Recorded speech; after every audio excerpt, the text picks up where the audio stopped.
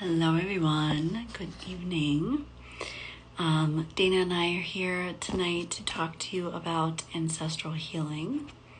So let's bring her in. Oh, hold on.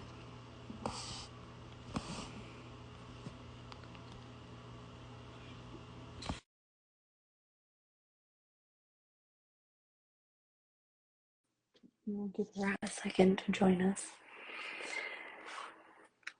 Well, yeah, we're going to be invoking the ancestors. Hello. How you doing? I'm good. How are you? I'm doing good too. Back up the camera. I know. First, let me get the filter thing right here. Every time. Every time. Always. And let me take a foot from my desk. Right. It's funny. You have to adjust. Totally. Well, we have lots to talk about for the ancestors tonight. I know. It's funny. You never know when there's going to be a lot, right? Like all of a sudden I'm like, I don't know what I want to say. And then I'm like, oh, wow, there's too much to say. So we'll keep it as concise as possible. Yeah. It's actually really fascinating, though, like. It is. It's an interesting topic. Inspires me to want to do more work with it, actually. We've done some, but, Yeah, absolutely. A more intentional work with it instead of them just like randomly popping up. But like you were saying, before we hopped on, like actually saying, okay, please come, let's, Right. Yeah. Yeah. But yeah, so ancestral healing. Yeah, where do we want to start? Like, what do I have here? Wow. Well, I mean, I think a good place to start is when you always open, right? You call them in. Yep. Yes. Yeah. So as if anyone wants to listen to my sacred prayer, it is on our feed. But yeah, every time I do the opening, I have a wide range of guides that I call in, but ancestors is obviously always one of them. And we invoke them, and when I say ancestors, when we say ancestors, it gets a little complicated, but what my intention is this lifetime, past and parallel lifetimes of ancestors. So that's quite a bit of ancestors. Actually, a really quick thing, I put it on our Instagram stories yesterday, is like, just for example, in 12 generations going back, everybody has over 4,000 ancestors. That blew my mind. That just blew my mind, It's a lot of ancestors. A lot of pain, trauma, grief, and happiness also. That is a really important thing, I think, to bring up, because that was something else you posted that says, what was it? As you focus on healing the generational trauma, focus on the generational strengths too. And that really made me think, oh my goodness, everyone always talks about the trauma. Right. Yeah. And this goes back to, we're just gonna dive in here, but it goes into, like, you and I started doing the quantum jumping, right? And like, but thinking, like, so my idea when I started the quantum jumping is like quantum jumping to bring through like talents and skills and things like that from our past and parallel lives. But when you think about it in terms of ancestors, like, it's a similar thing, because you're like, oh yeah, like that post really also made me think. I was like, oh yes, like there is a lot of talent and beauty and joy that the ancestors can also give us. So yeah, it was interesting. And a lot of bravery, right? And a lot of like sacrifice and fearlessness, because most of us, especially living here in America, we're here because ancestors picked our lives up, came here with nothing, and in times when they were crossing on ships for long times or going out west or things we would now be like, it would be hard for us to do, you know? Yeah, very true. Yeah. So if they can help us with that sense of adventure, that sense of like taking a leap of faith, right? That's pretty awesome. Yeah, yeah, absolutely. And it's so interesting too, because most people don't know their ancestors past like great grandparents. They couldn't tell you their names. They couldn't tell you a story about them. But then that's only like what? That's only like 40 of the 4,000. Right? Yeah. It's really crazy. So Yeah. many. Yeah. Yeah. But yeah, it's true. It's kind of sad. And like you were saying, like because um the families aren't staying so close anymore. Like people are like me, right? I moved to Peru and different things and we're not really keeping in touch. It's harder to keep those stories going and those roots like really alive unless you're like us and you intend it. Yeah. And you can really work Yeah. work with them and reach Yeah. out. And I do think there's so many people that spiritually work with their ancestors on this other level that I know I've never approached, where they're actually, building that relationship. They have certain ancestors that function as guides that come in for them. They leave offerings. Yeah. But they're usually more like engrossed in a particular culture. Whereas I know both of us, like we have so many, like we're much, like we're a mixture of so many different things Right. that there's Yeah. not anything that really truly jumps out prominently, Yeah. Yeah. Yeah. And actually, like I'm just thinking, like, obviously living in Peru, it's so interesting because they're so connected to the ancestors and to the land, and it's just, I mean, also granted, a lot of the indigenous don't leave their their country and their land, but it's really interesting the difference there. It is interesting. Yeah, and I felt it too traveling there. And yeah, there's still such a way of keeping the tradition alive where there's a pride in it, and there's, it's seen as a beautiful thing. There's a different respect for elders that we don't see here, in the United States. There's, there's a respect for tradition, whereas in my own family, on my father's side, there's a lot of Spanish blood, but my grandmother, when she came here as a little girl, so she actually went in the opposite direction. She didn't want to be seen as being Spanish, so she really she didn't teach her children the language. She didn't want to talk about it. There was a lot of like, I think there was shame around it, and there was a certain way that she wanted to, I think, identify, so. Definitely. Yeah. Yeah, it's interesting because right now my mom is learning Italian, and it's, I said to her, I was like, it's really sad because her side of the family is Italian, but her grandmother, when she came here, she did not want to speak it because she felt embarrassed. And so the whole family never learned Italian. And I was like, that would be so cool to have right now. Yeah, You wouldn't know? it, Yeah. Yeah, even on my mom's side, one of my mom's father's side, one of his parents immigrated from Poland, right? And when they came from there, they took their name and shortened it. So even when they were coming in, it was Mazurowski, and then it went to like Mazur, Yeah. So Oh, some yeah. people, even the message when they were coming here was that like, this isn't right. You know what I'm saying? They would greet it with an instant Yeah. message of assimilation. Yeah. Which is funny because it's like, what are they assimilating to? Like, it's just, it's a whole melting pot of people coming, and Yeah. yeah, I don't know. Anyway, it's just interesting. Yeah, it is really fascinating. Mm-hmm. Yeah. Yeah, and I think wow, I'm having a moment like where do we really jump in on this? You know, Well, um I think we can start. I mean, I think we maybe touched on it already, but why, right? Why do we want to connect with ancestors mhm. other than for obvious reasons?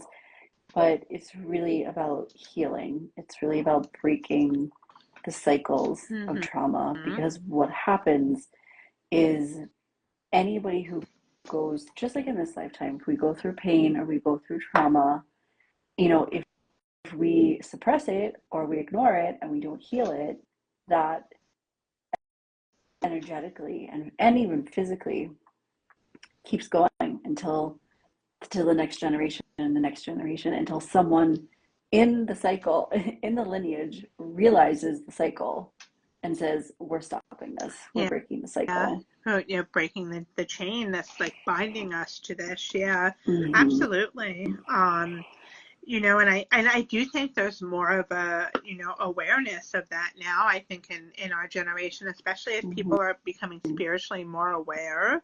Mm-hmm. They're Right. like enough. Enough Mm-hmm. with really, We gotta like, stop this. we have to stick our foot in the door here, like something really has to Mm-hmm. give in it. And it tends to be too in a lot of families. There's a person that functions in that role, and it's usually the person that's labeled like the black sheep, or Yes. the yeah, I come from black. I'm a black sheep that comes from a black sheep, So like it's like yeah, like Mm-hmm. it's interesting. But they're Yeah. usually the people that sometimes have a gift to see things other people don't, Right. Oh too, yeah. Mm-hmm. um and sometimes it's a spiritual gift, and sometimes I think it's a gift of being able to be the person that speaks up, Mm-hmm. can open their mouth, um Mm-hmm. Yeah. yeah, And the one who has courage, to really do the deep yeah, work and to, mhm, dive into that, because it's not easy, especially if you're no, taking on the pain and struggle of 4,000 ancestors. yeah, and Hard I work. think it is hard work, and I think a lot of people, it begins to enter into the realization, I think, in the process of becoming a parent a lot, or the decision to get Mm-hmm. married, or really those are points in Mm-hmm. which you start to think about family in those contexts, Mm-hmm. and I know for me that's something that I think about with my daughter, like, well, what do I want to like give her, and what don't I want to give her, Oh, true. um Yeah. yeah, Yeah. um and I think when we talk about ancestral trauma, that's our goal of it, is to break that chain. But I think it's also, when I think that in looking at like the trauma of our ancestors, is there's science that's telling us that it's passed through the DNA now. Like there's Mm-hmm. literally The science. epigenetics. Yeah. Mm-hmm. Yeah. So we're now in this space, in this world, where it isn't just a spiritual thing or an Mm-hmm. indigenous way of looking at something. This is like what science is saying, and you Mm-hmm. know, in the West we love science, right?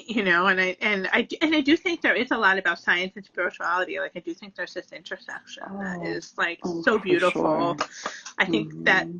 science ultimately is going to prove the existence of a greater conscious. I mean, Mm-hmm. it's happening already, right? It's Mm-hmm. just a lot of Mm-hmm. people it's just not quite talking about it in the way Mm. maybe that we should be. But um, Yeah. and think about in the Oh. spiritual community, there's so much with DNA work. I mean, we've done it, DNA upgrades, Mm-hmm. unlocking all of the DNA Mm-hmm. activations, Mm-hmm. yeah. Yeah, and I think that's an interesting way to go with it and to work with it, is um yeah, just really tapping into that and seeing what's there, Mhm. you know. Yeah. Yeah.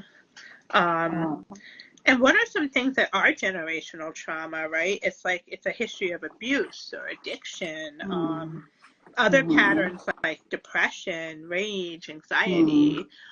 Those are also things that are learned. We learn those from our parents, we learn them from their parents, but it's at this point it comes in through your blood.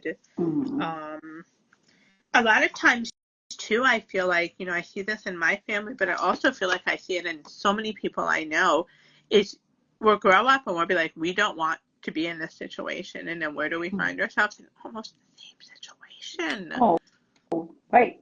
Mm-hmm. Yes. I have noticed that as well. And that was a huge part of the work we did with the divine masculine and feminine, right? Like Mm-hmm.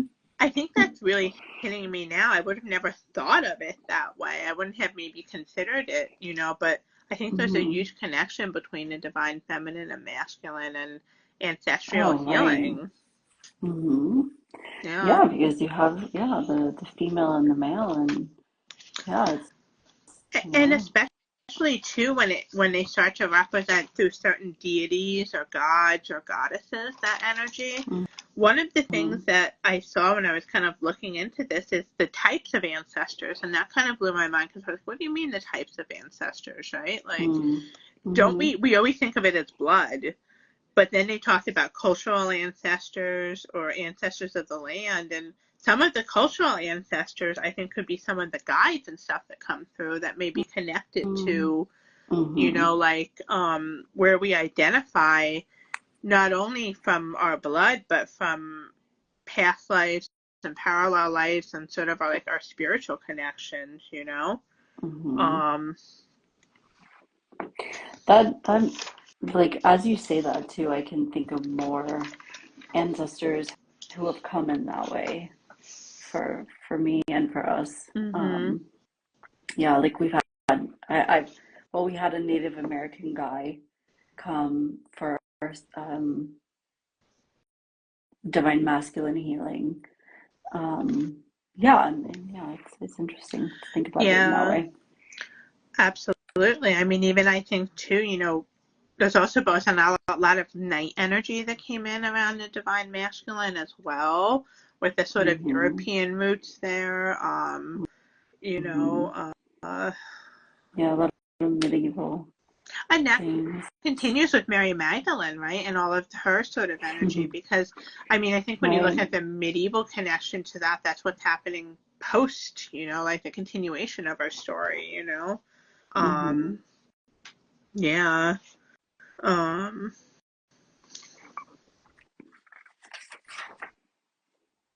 yeah. I'm just looking. I'd be curious. Okay, so just for reference, like so something I was thinking about when I was writing some notes is like, okay, how have I noticed the generational trauma in my family? And on my dad's side, my grandmother is very, very negative, and so is my aunt. And like what so I spent some time with my grandmother last year, and I've heard her say this before, but it was interesting to really spend time with her and hear her saying this more and more. But Mm-hmm. she would literally say things like, our family is cursed, and um nothing is fair. Only bad things happen to our family. And I was just like blown away. I was like, how can you say this about a family? Like it was just, it blew my mind. So I'm like, oh, that's what we're carrying. Okay. And my aunt is Yeah. just as bad. And And nobody else in the family is doing anything like us. So I'm like, great, we got to clear that. yeah, yeah. And that's sort of like, that was something that I saw coming up too as a generational curses. And it's like it happens, but then it's like the giving it power by voicing it, by believing in it, by calling it into existence. you know, Mm-hmm. whereas like that's like a reactive, passive, fear-based mentality. Whereas if we're saying or going in, okay, we're not going to be afraid of that. We're not going to subscribe to it. We're not going to, believe in it. Like it's really not an easy thing to do. And the Mm-hmm. negativity that runs through my maternal side of the family is very, yeah, it's a real thing. Mm-hmm. Um, Yeah. And Yeah. and the So, power of that together, when you have three people who have all of those ways of believing getting together oh, around a table, oof, yeah. that is some witchy power that no one realizes they have. It's just not in the right way. Mm-hmm. Oh, yeah. Yeah, for sure. Yeah. But I think too, like this is so. like maybe going into the next thing is like, okay, we connect with them, right? But then what do we do when we connect? We ask them the questions.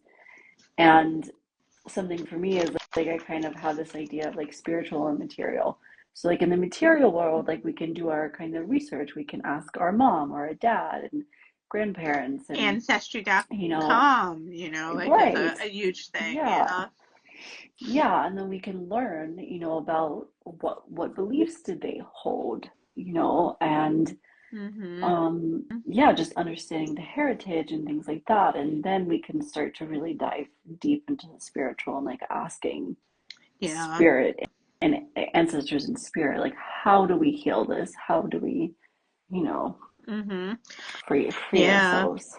Yeah, absolutely. And even to immersing ourselves in the culture. I know when I first started opening up, one of the first things that came through for me, and she came through, she maybe 3 or 4 times. She was a relative that was on my mother's side named Catherine, and she was in Ireland, right? She came through, she showed me this like house and brought me to the fire, and I saw the table. She made me interested in understanding more about Ireland and about connecting with that. Mm-hmm. But then when she stopped coming through, it was like I was done with it. But I found by me like connecting with the gods and goddesses, that helped me understand a little something more about my own gifts, whereas I wouldn't have otherwise. But it was that research that became fun to me, like the Mm-hmm. informational gathering. And I think that's one of the ways people talk about how you can connect with your ancestors, like immersing yourself in their culture, like eating the food and Mm-hmm. reading books based in historical places. Mm-hmm. Maybe taking a trip there even. Right. Yeah. Yeah. Yeah, those are all great ways. Yeah. But when you're talking about asking the questions, you're talking about journeying, right? Yeah, for sure. Yeah. Well, I mean, I think that's kind of why I broke it down and like I had this concept of like material questions, Mhm. right? So it's like Okay. going to your mom and dad and saying like, "Hey, what were your beliefs growing up? What did your parents like, what are Mhm. those thoughts and things that they held on onto and like my grandmother, right? Like if I hadn't spent time with her, I wouldn't have heard her say those things. But then, so asking the questions in this world, if we can, right? If we have Mhm. the parents and the grandparents around to do that. Yeah. But yeah, then getting into the spiritual side, then it's like, okay, then we sit down in meditation, we do the shamanic journey like we Mhm. normally do, and then we connect with the ancestors in spirit, and then we say, help me, like that article you sent me, maybe we can share it somehow. It's an Mhm. amazing article about like this person called it a gathering place for ancestors, but um, like going to that place and connecting with ancestors that before the trauma began, Mhm. and saying what are the deepest traumas and how can I heal them? Yeah, I thought that was really a beautiful point the article made because it kind of like, okay, like this is how you solve the problem. Like this is the origin of it. You're gonna go Mm-hmm. there. Um, yeah, and they were talking about the gathering place of the ancestors being the shamanic lower or underworld, Mm-hmm. like Mm-hmm. and like journeying there. Yeah, and going like directly to the like source. How kind of like we know working with it. Oh, let's go to source. Let's go to spirit and see what it is. It's kind of like it's Mm-hmm. totally the same thing. It's just going to someone you have a connection with. Yeah. Mm-hmm. Yeah. And we can Yeah. ask them, not only for healing, right? We can ask them for guidance on our journey. We can ask them for support, to support us in the healing, but also to support us in living our purpose, because they Mhm. also, they kind of paved the way for us to be here and live our purpose. Yeah. So, Or even journeying just to learn about them. Like, who are you? How did you mhm, live? Like, Like Mm-hmm. what made you do, what made you leave the native land and come here? Like what made you do those things? Mm-hmm. There was a Yeah. quote that I saw that I wrote down. It says, you may not think you're having a relationship with your ancestors, but they are having a relationship with you. And kind of like, Mm. Yeah. saying to them, okay, you showed up when I asked to connect with my ancestor. You know, how do you come in to support me? How are you around me? Like, what advice do you have for me? My ears are Yeah. going right now. Amazing. Yeah. Yeah. Yeah, because they definitely they want to connect, right? Mhm. One other thing I think a lot of people are very familiar with in terms of maybe it's not the first thing that pops into your mind when you say heal, like connecting with ancestors or healing, um, but a lot of people do psychometry readings where you're taking old photographs and like jewelry or clothes or different things from our ancestors, right? And connecting with them that way. So that's also a really cool thing that I love to work that way, and I've definitely connected with ancestors in that way for Yeah. sure. Yeah, that was something that activity our mentor had taught us. I don't remember the circle where they'll Hmm. bring in a photograph, and those were some Yeah, very powerful readings. yeah. And actually, it just made me realize because I was thinking like I haven't like there haven't been so many times like the ancestors definitely have come for me and for Mhm. us, but like I after doing this tonight, I was thinking like I want to really dive a little deeper. But I just realized like they have come because I have that little pocket watch from my grandmother, and I have one from my dad. Um, and that has come forward very, very strongly for me. Um, so it's interesting. It's a lot of the objects for me and the ancestors. Yeah. Yeah, I remember that pocket rocket energy. That was Hmm. really strong. Yeah, And yeah, also your father comes through a lot. yeah, yeah. Actually, it's true. Like, yeah, it's funny because like when he was here, I didn't have not that I didn't have so much relationship, but I really didn't see him that much and things like that. But I feel like we have a stronger connection now that he's in spirit. Mhm. Um, lately he's really been coming. I think he's trying to get some kind of message to me or trying to tell me if something going to happen. But the way I connect with him is through sunflowers. Because when I was little, I remember in the backyard, he planted like a whole wall of sunflowers. And so when I began connecting with him, I said, okay, I want our symbol to be a sunflower. So whenever you're around me or I'm going in the right direction, like send me a sunflower and let me tell Mhm. you he does. Yeah. Well, I Hmm. remember right as you were you know, leaving New York and you were in Mexico for a while and everything. He came through very strongly then. Hmm. And to other people, not just you, not just me, but like other people were picking up on him as well. Um, Yeah. and he also, I remember, had messages about connected with you and Leo before you had even met Leo. Um, Mm-hmm. Yeah. yeah. And even like a message that forever will be the most beautiful one I think I've ever gotten. But one of the guys in the circle we used to go to, he now granted the guy who gave this message to me didn't know me, didn't know Leo, didn't know I was getting married, nothing, nothing, didn't know my dad was in spirit. And he gave me this message and he said and he was even hesitant, I remember, to tell me this message because he didn't want to upset me with the fact that my dad was in spirit, Hmm. remember? And he said to me, he's like, I think I have your father here. And I was like, yeah. And he said something like my dad came through and basically gave him the message that when I got married, he would be there to walk me down the aisle, which I thought was really beautiful. So yeah, he really comes in strong, and Yeah. it's, Yeah. it's nice. Yeah. I remember that message. It was really powerful. And Yeah. Mm-hmm. You could feel the love and the support, Mm-hmm. I mean, it was just like a palpable thing you could feel in the air for that message. Mm-hmm. Yeah. Yeah. Yeah. You know, one other quick thing on him too is like recently, like what was it now? 3 months ago, maybe three and a half months ago. Um, I planned on I so I'm in the U.S. right now, but I when I was in Peru, planned on doing ayahuasca before I came back, and one of my goals is I really wanted to connect with him and one of my main spirit guides.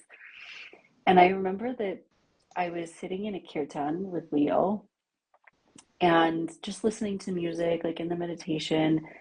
And sometimes I'll just like tap in and be like, "Oh, who's here?"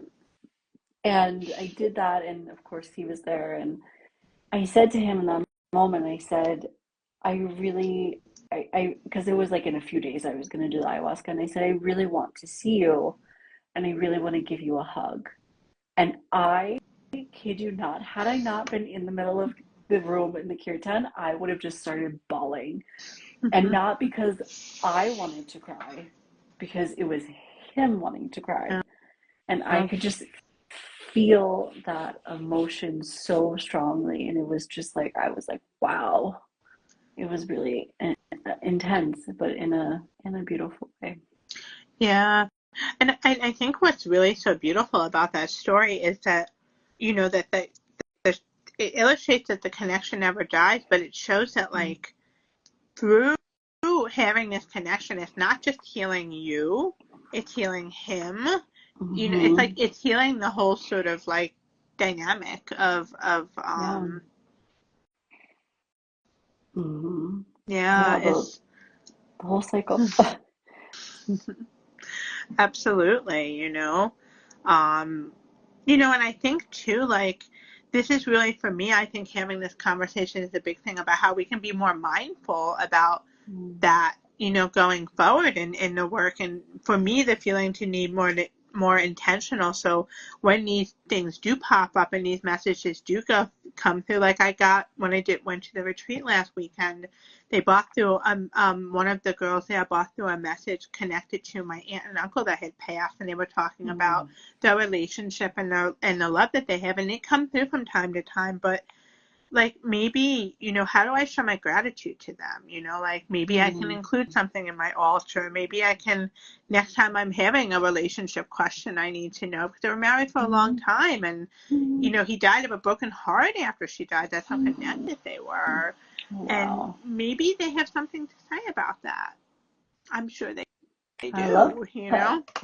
Yeah, you know, because definitely. for them to have been married so happily, and they were the Mm-hmm. only people in the family that were married who I felt like really liked each other.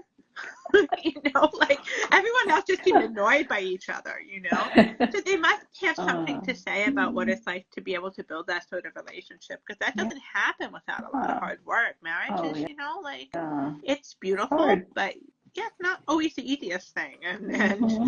yeah, so Yeah. yeah, like yeah, I think it could be cool, like to think about Mm-hmm. it like that.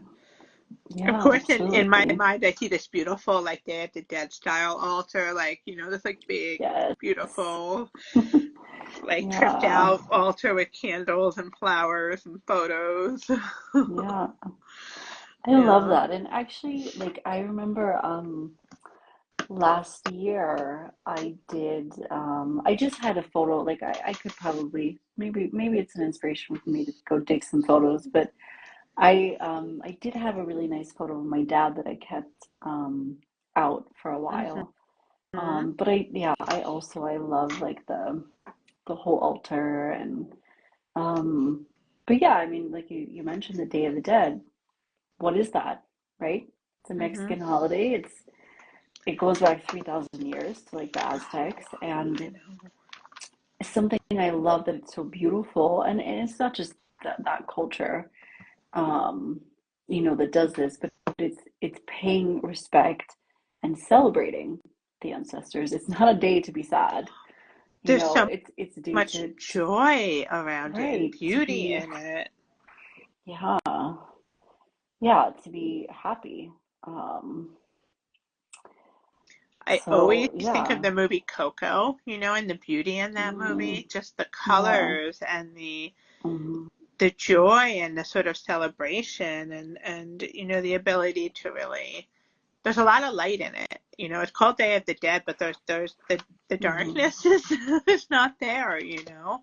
Um, right, yeah, and it's this lovely sort of mixture of Catholicism and indigenous sort of mm, honoring, and the way in which the two things can complement each other, mm, too, which I think is really pretty. right. You know what? It's something that I like. So, like I was saying, it's like it's a day to honor, right, and respect the ancestors. And anybody who does Reiki will know that like there's in Reiki, there's five Reiki principles.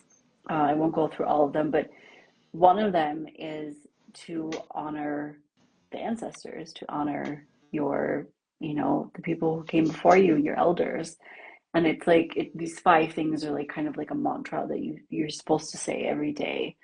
Um, but yeah, but that's in there, and it's in there for a reason. Yeah. And what's so fascinating, because Reiki originated in Japan, so there's some Mm-hmm. really strong, deep-rooted Buddhist traditions there. And the Mm-hmm. Buddhist and also African religions, they were a little different than the Day of the Dead in that they have altars that are permanent fixtures in homes. And there's Mm-hmm. such in the Japanese culture and in a lot of Asian cultures that's really lacking in the West is there's a real respect for the elderly, a respect for Mm-hmm. ancestors, and just I think a talking about those things in a different way. And I feel like I see Mm-hmm. that too in the African community as well. Mm-hmm. Um, Yeah. yeah. Mm-hmm.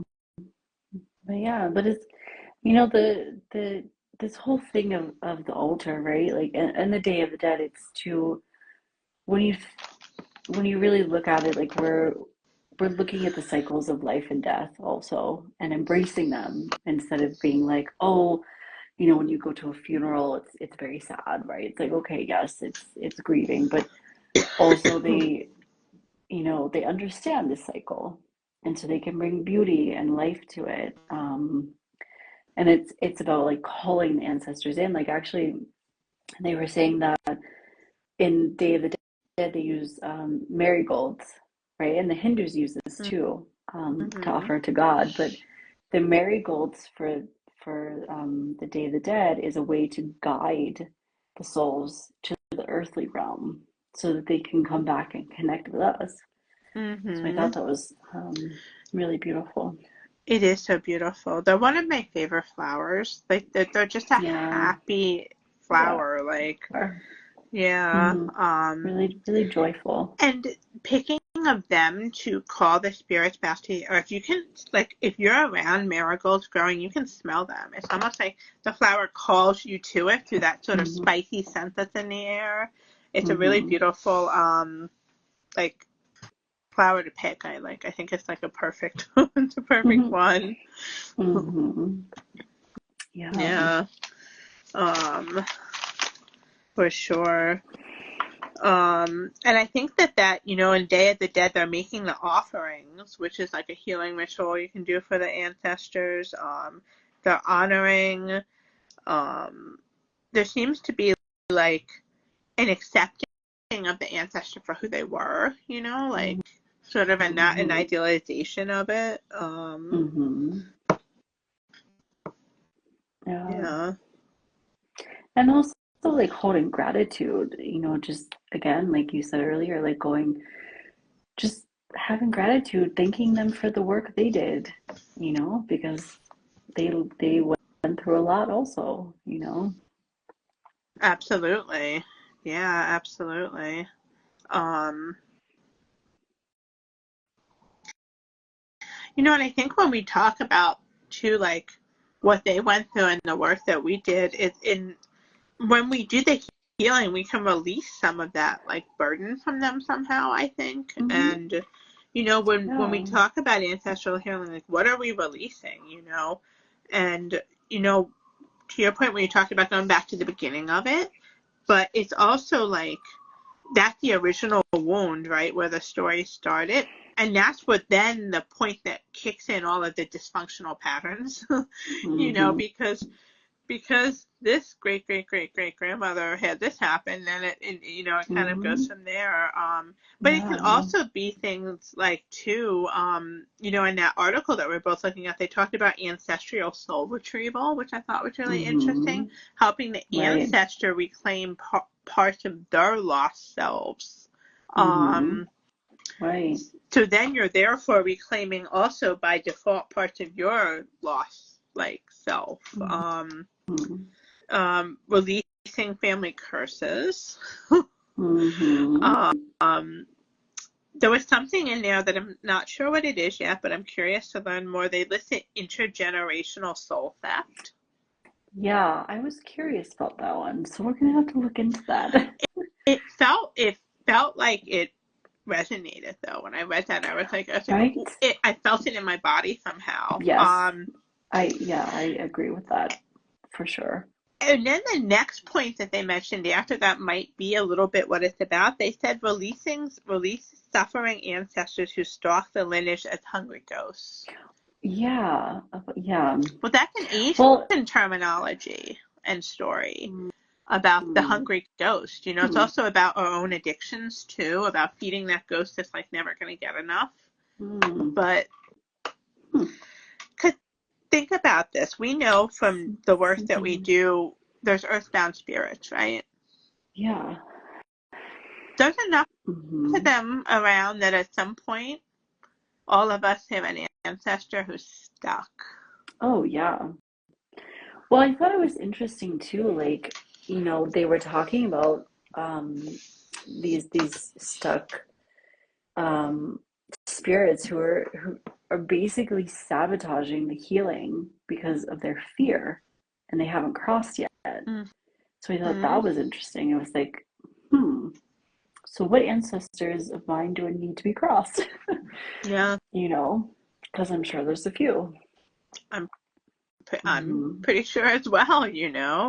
Um, And that creates, like, we were talking about psychopomp work recently, and that, like, it's not only about like the spirit crossing, but it's also about the energy. It's the energy is very dense when you have someone that hasn't crossed, and so that can bring the space down. And if we're carrying that in our energy field, it's a lot. yeah, absolutely. And I'm sure we can all, like, if I look back to my childhood, there's one or two like aunts and uncles, and even my grandmother's house. Like the energy there was, Hmm. Yeah, really heavy. yeah. And then you think about it, your grandparents and you had their kids. And at some point, we lived in my grandmother's house for a little bit when we were younger, and Hmm. yeah, that affects everybody. So then that's like in there. And even if people aren't consciously aware of what's affecting them, it's still affecting you. You're still going to Hmm. have the issues that come from that energy being present and being around. Hmm. Um, yeah. Oh, and also I saw something else too when I was reading where it talked about ancestor allies, and it said that they're Hmm. divine, compassionate beings that you can identify with. And an example they gave was a family whose work included psychopomps might have a connection to Hermes or Charon or like Hecate. And I thought that that was interesting. Then they were saying, Hmm. to the same point, maybe someone whose family has Viking origins may have a connection to Odin or Freya, or so there's certain energies that may come in to work with you because of Hmm. abilities that families have or certain traits that are passed through families. And I think we've all known people, and it's like everyone in that family is really like has an ability to speak their mind and be loudmouth or has like a warrior sort of energy to them, Right. Yeah. you know. I, I also liked, because obviously, I love the animal guides. They were talking about animal or family totems, and they were saying that and the animal is a family totem. And if you go, Mhm. and this makes sense, right? Because if you go far back enough, they were so connected to nature and animals that it only makes sense that they would have an animal totem. Yeah. And they were saying like if you reconnect with that animal, you can bring that power and that wisdom back. And that's something I'm definitely going to do because I love working with the animals and thought it was like a Yeah. beautiful practice. Well, here's an animal thing maybe that maybe is coming through for you even. Think about like clans of like old Scottish clans. You know, they would have bear clans, eagle Hmm. clans. Hmm. Like, did you ever Yeah, see the Disney movie Brave? I don't think I have. No. So it's set in Scotland, and there's all of this stuff in the family that happens with bears, like issues Mm. with bears, Hmm. and then there's a curse that gets put on the mother, and she turns into a bear, and the daughter has to work Mm. with her to save her before she makes a full transition into, like, basically into being stuck as a bear. And it's all about them learning how to navigate the mother-daughter relationship. Mm. And I think, you know, that's really interesting. But the father was always like on a warpath to get a bear because one had taken his leg, and I guess his father had an issue with the bear, and you know, Oh I thought it wow. was interesting. So that feels like that's a totem. So there's, Yeah. you know, good totems where there's the power animal, Right. or look at medieval knights and how different families would have different dragons that represented them on the front of Mm. their shields, right? Hmm.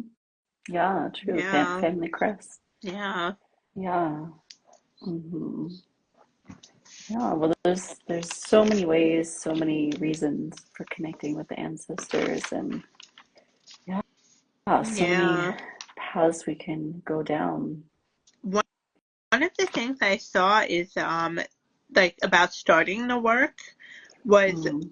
even without doing a shamanic session, they said to do family tree work. Hmm. And I thought this was really interesting where you make a family tree as far back as you can without anyone's help. Then after that, you go to your family for help, and you write down all of the traumas that you know that each person on that family tree endured. Hmm. So let's say you go to a grandmother.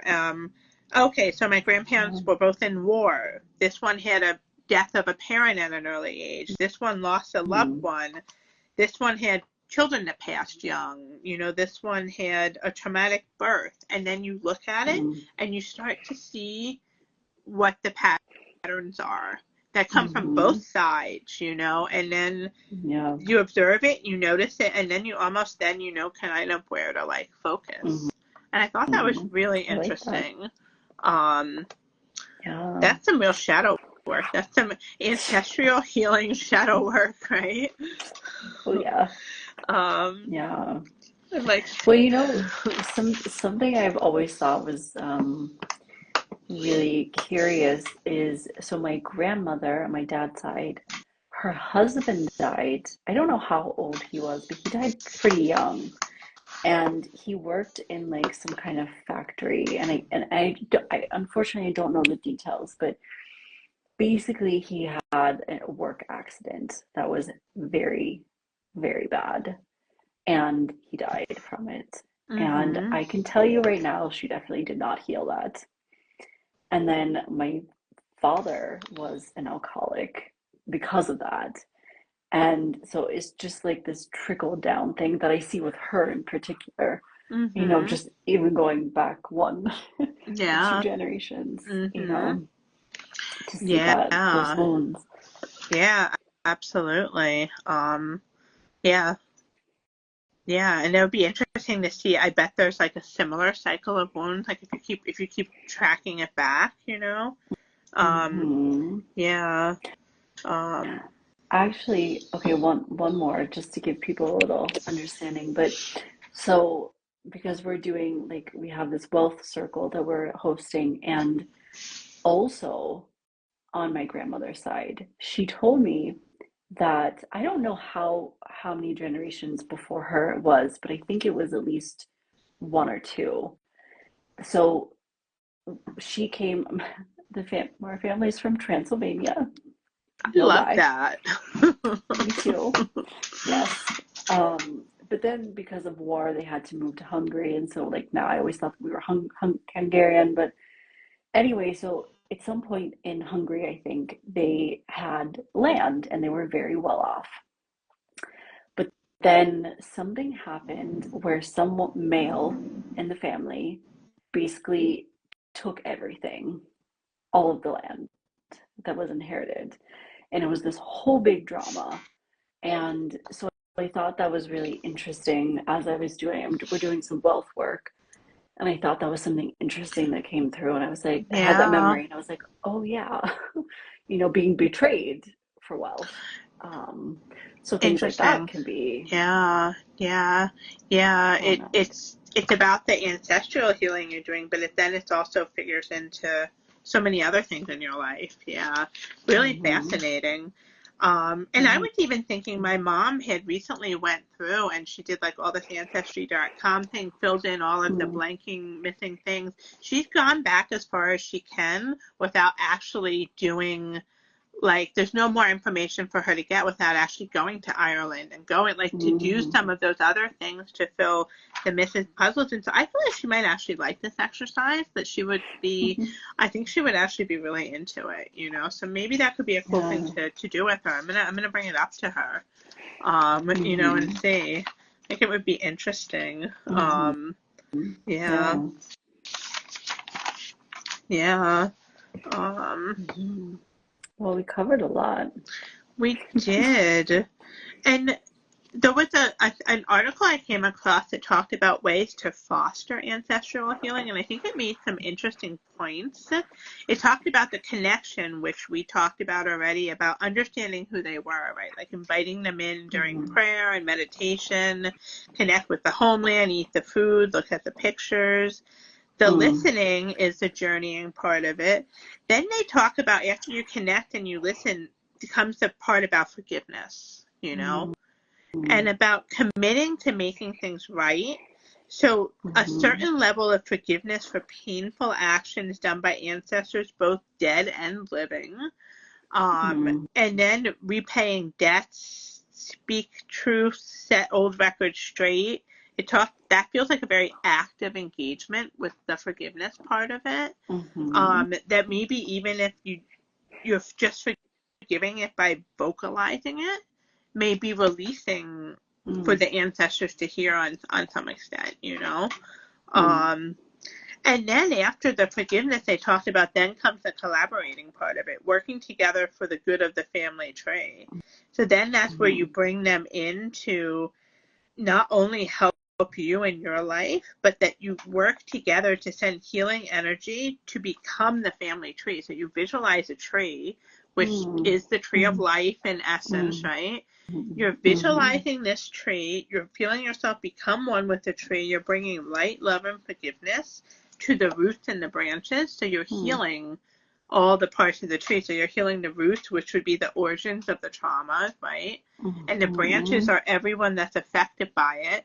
And I think it's fascinating when people talk Mm-hmm. about family trees, it's talked about like a tree. That's no Mm-hmm. accident Right. there, right? Like, That's very true. Yeah. I um, and then after really like you this exercise. do all of this, you do the cleansing away of the ancestral trauma, and then you begin with the thanks and the gratitude and the, Mm.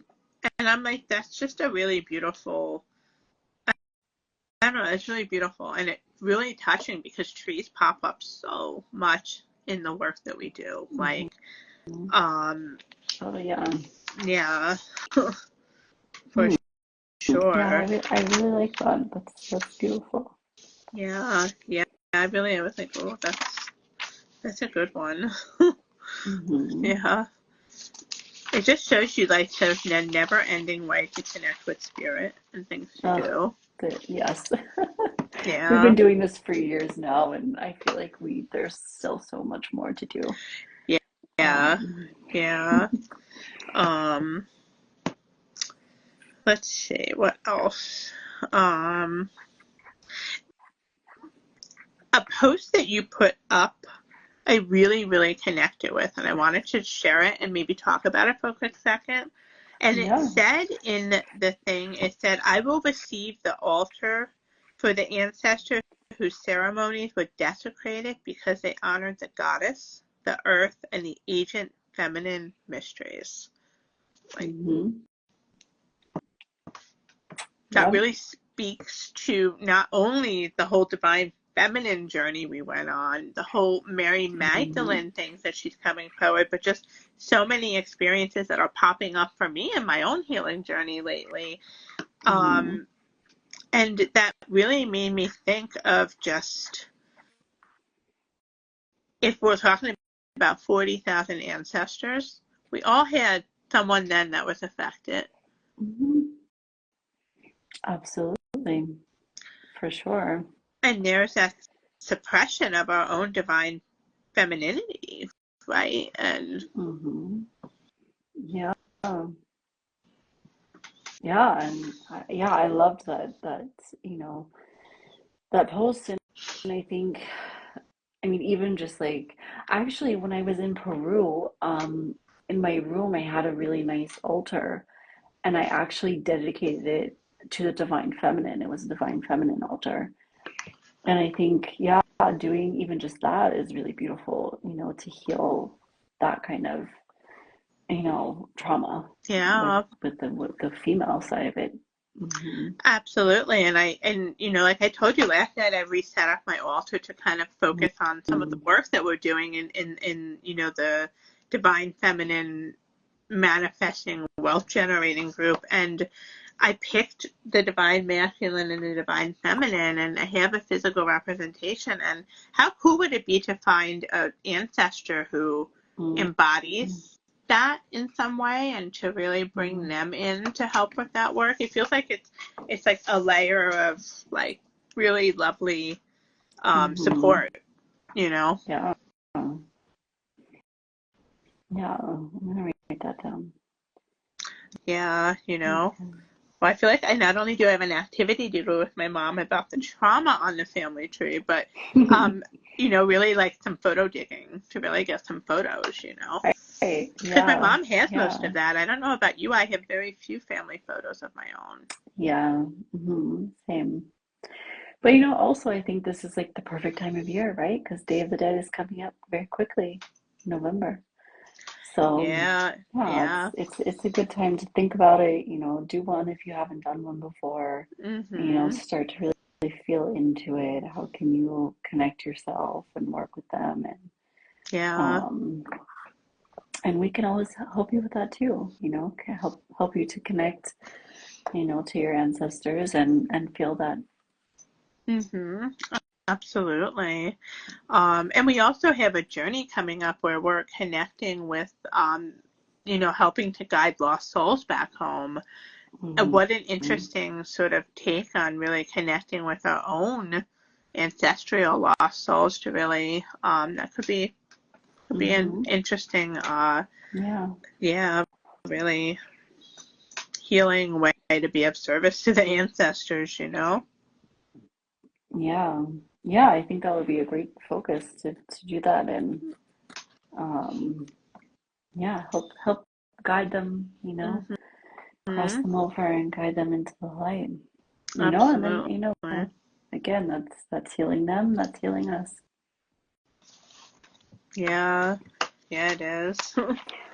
And something I mentioned to you earlier, and I don't think I mentioned it here yet, just one last quick thing is, like, on that note, like, when we heal the generational traumas, yes, we're healing ourselves, we're healing the ancestor that experienced it, but I feel like we're also healing the other ancestors that are still alive in our lineage,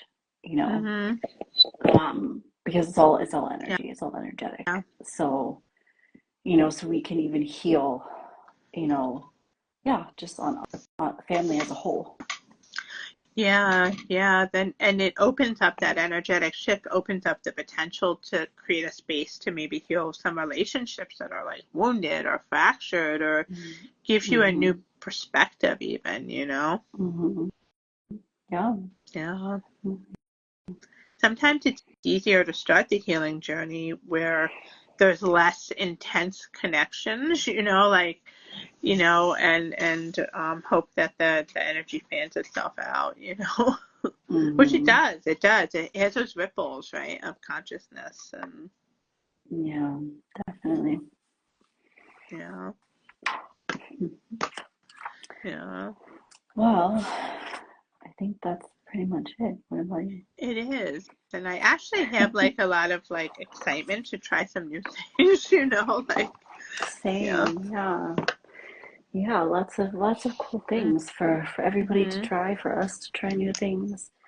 Yeah. But And now's the time, like it's traditionally, with the veil mhm, thinning, coming to the end of the wheel of the year, that it's mhm. yeah, like now's the time. Day of the Dead, Halloween even is about guiding souls All and Souls Day, yeah, mm-hmm. for sure. Yeah. Yeah. Well, like I said earlier, if anyone who's watching this, you can certainly do it yourself, create your own altar, connect yourself, but we can also do a session for that, if Mm-hmm. you want some guidance and connecting with ancestors and speaking to your guides. So yeah, you can DM us, you can book a session. We are here to help you connect, heal those traumas, heal the family lineage. Absolutely. Mm-hmm. Yeah. And join, no, not this Saturday, next Saturday, right? We're having our group journey. So Next yeah, Saturday, yeah, October 12th. Yeah. 12th. Mm-hmm. Yeah. Yeah, so on the 12th, anyone can also join for us to do our guiding the way journey. We can do some ancestral cycle pump work, and yeah, I feel like the conversation we're having now has opened the space for it, like it's mm-hmm. there. Yeah. For sure. Yeah, definitely. Yeah. Yeah. Well, it's been great chatting with you about I the know. ancestors. I know, right? Mm-hmm. Uh, Okay. Well, have a great yeah, night. I feel like maybe we're going to yeah. have some dreams about them. Maybe they'll come through in the Oh, dreams. right. Yeah, Please do. I know. Yeah. Okay. Oh, all right. Well, have a good Okay. night You then. you Yeah. too. Bye. Bye.